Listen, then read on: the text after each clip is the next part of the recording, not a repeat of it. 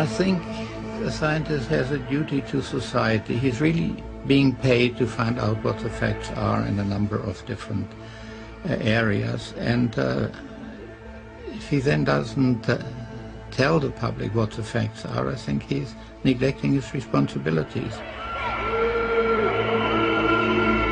It's one thing, a scientist knows society, the truth, as he sees it. And I don't think he should be frightened from that by reactions by newspapers, media and so on, or ill-advised students and other people who don't want to know. Even a right idea is often, first of all, encounters a good deal of hostility. Remember Galileo or Darwin or any of the famous scientists.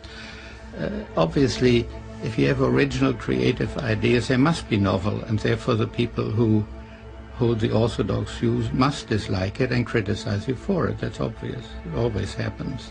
So you have to have a certain degree of intellectual courage to keep on with it, regardless of that kind of criticism.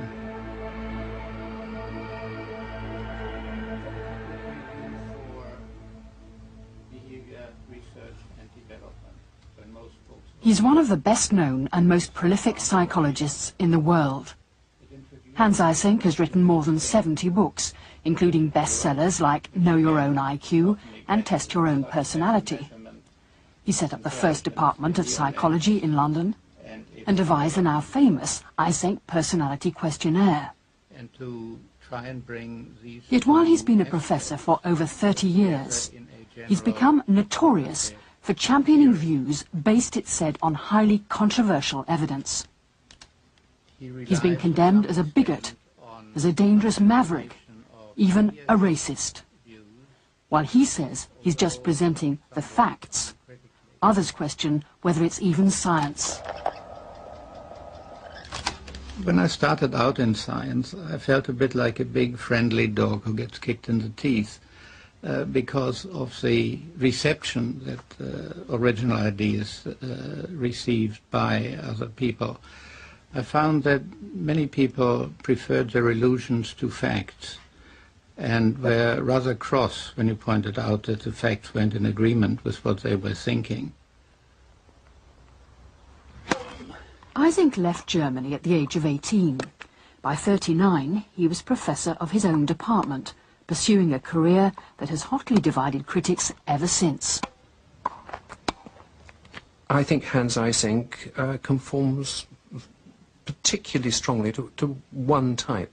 That is to say, the man who can't lose any step in any argument without feeling that he's lost face.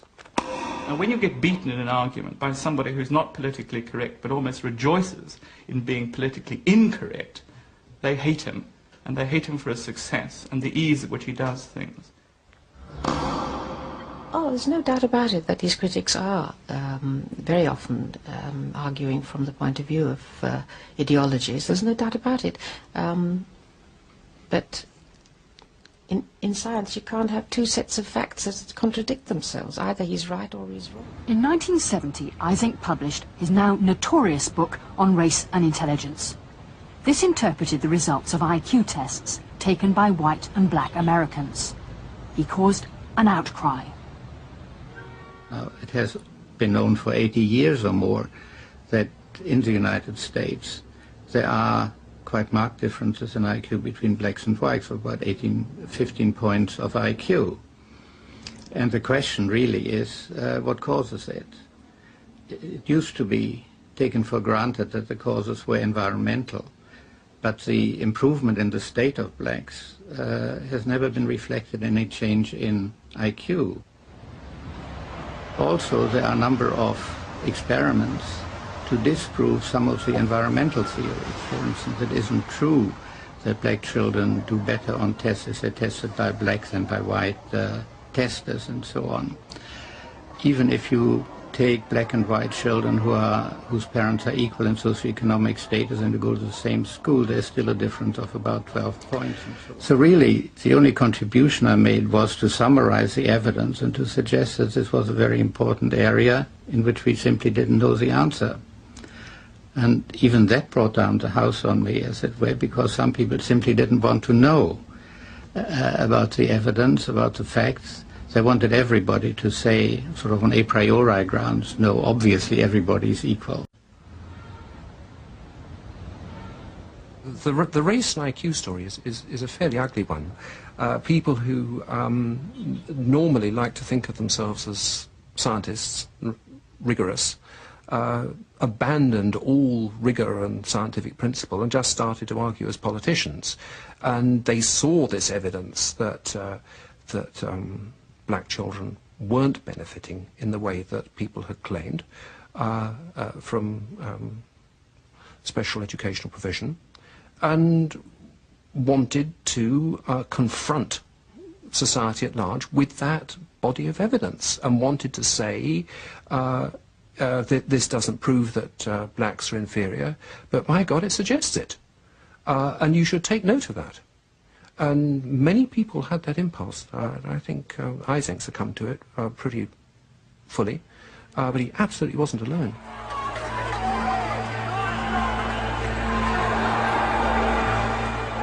Eysenck's work was seized on by the National Front. His suggestion that American blacks might be genetically inferior played into the hands of racial politics. He himself was called a racist. He was attacked at a lecture in London University. In Melbourne, students tried to prevent him from speaking. There were quite a large number of students who in some way seemed to resent that the university had invited me at all, and they were beating up some of the people who were trying to keep them away. And finally the chairman said, well, maybe we better stop it. And I didn't feel emotional about it. I thought it was rather odd. The behavior of these very left-wing students was, of course, very similar to that which I encountered in Germany, where the Nazis beat up and disrupted the lectures of socialists and Jewish and other people with whom they disagreed. And to find it over here and in Australia was really quite upsetting in a way, because we always thought of these countries as a home of free speech rather than this kind of fascist oppression. And but it happened, and I think it's very much a change for the worse. Eysenck had actually grown up in Hitler's Germany. There, anti-Nazis lived in fear. My background in Germany produced really maverick mentality, because in the school I went to, apart from the Jewish children, all the others practically were Nazi, or at least very conservative and leaning in that direction. I was the only one who was not inclined in that direction, and really outspokenly anti-Nazi, which could be quite a dangerous sort of thing. If I hadn't been the biggest and strongest in the class, I might have suffered grievously. But then you don't beat up somebody on all the school teams of tennis and football and so on. So I managed to get by. Eysenck came to London and settled in Herne Hill. His strident public image is not reflected in his suburban private life. At home, and to his family and to close friends, he is a very gentle soul, actually. He's certainly stable, there's no doubt about that. He's extremely stable, if anything too stable, because he doesn't see any danger in anything, and he needs me to worry for him, really. He's not controversy seeking, I don't think. No, I think what he does is he causes it by just saying what he thinks is right, but his personality is not like that in private. Still living somewhere in the extreme south. It's going to move down into France, and then towards the weekend gradually push northwards towards extreme southern districts once again.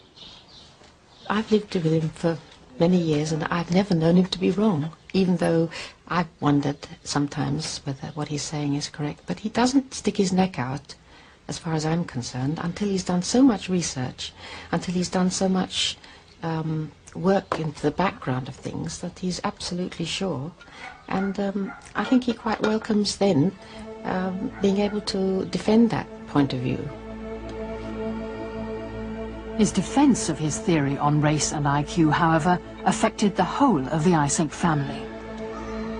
It did affect the family, and we had to actually decide whether we were going to, what we were going to do about it, whether we were going to muzzle him or whether we were going to take some sort of action about it as far as keeping the children out of it.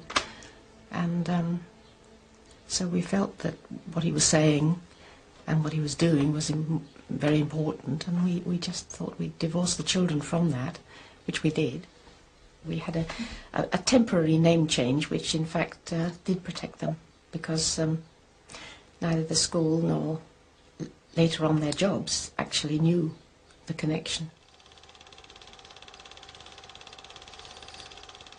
Eysenck's theories of race and IQ were part of his wider belief in the importance of heredity. He insisted that a child's intelligence and personality were largely fixed by their genes. The environment they grew up in wasn't that important.